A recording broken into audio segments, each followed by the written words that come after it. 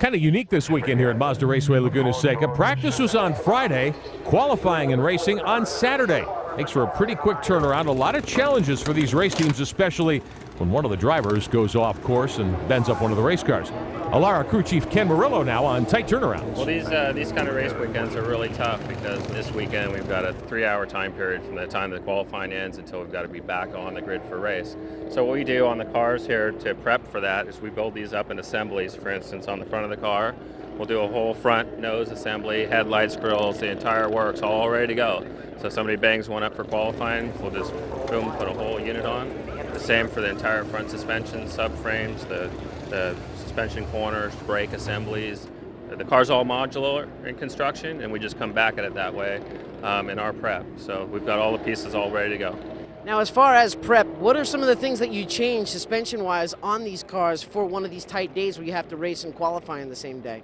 Well, these cars are real durable, so they'll take running throughout the day. I mean, there's the common prep that we're doing with the fuel and the tires and the brakes and things. For us, the preparation becomes more of if something's going on and how quick we can react to it. If something were to go wrong qualifying, a brake or a car were to crash or something, and when we've only got an hour or two to put it back together. And that is your Mazda momentum from Mazda Raceway, Laguna Seca. 3 leaders starting to pull away. The battle for 4th, 5th, and 6th continues to rage. Mancuso, Smurs, Justin Piscatel, 3 leaders into turn 2. One driver who is running back around 15th spot, struggling a bit today. Let's get downstairs to Derek. And Alfred Cayola will bring the number 75 down here on the pit road. Guys, this will be an extremely costly stop because we are still under green flag conditions. There is no full course yellow, so he is losing valuable ground on the track. They are going to change the front tire. There's major body damage to the rear bumper cover. The crew has gone over the wall to try to fix that. They're putting tape over the bumper cover, breaking out the jack, and they're going to jack up the right front, change the right front tire, and get the 75 back out there. Yeah, Elliott must have gotten into somebody, or somebody got into him. Boy, it sure looks like it. And you make a pit stop in this race, we're going to see what happened here. No, this is Piscatel coming out of the corner, trying to make the move on Schmers. Justin stuck back there in 6th, and I know he's got to be a little bit frustrated. Gear change down. This is a left-hander up the hill toward the bridge and then the corkscrew here. Yeah, you can see he's running close, but you got to get that run and get up and get the run coming off the corner so you can do it. He's close enough, but it's just getting that run so that you can get to the braking area and have the run on the person when you get up there. 3 leaders, meantime, under one of the bridges here at Mazda Raceway Laguna Seca into the corkscrew. Aaron Malkasian back there in the Alara entry, the 11 car, the yellow machine, trying to find a way around Mark Miller.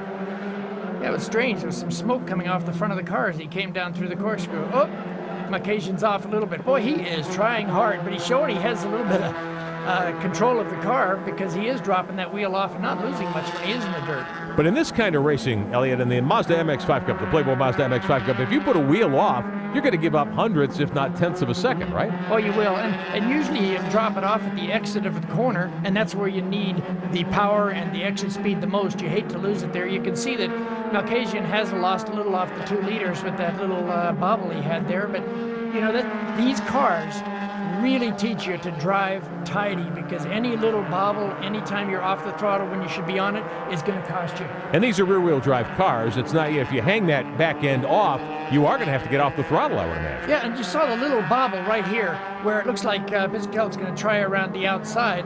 Not going to make it, but just that little bobble by Smers is all it took to get side by side with another car. Fortunately, the next corner was a right-hander, which gave him the corner back.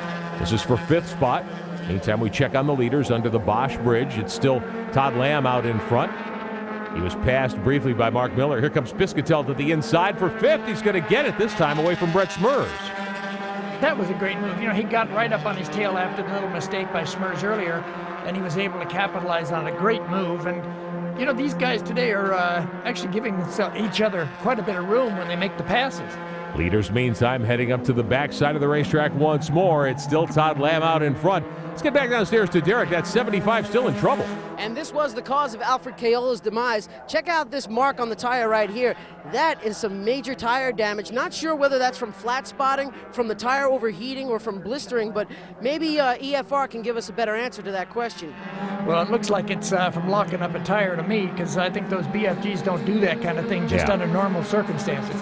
And these BF Goodrich G-Force radials certainly up to the punishment the Playboy Mazda MX-5 Cup machines provide. They're at Mazda Raceway, Laguna Seca.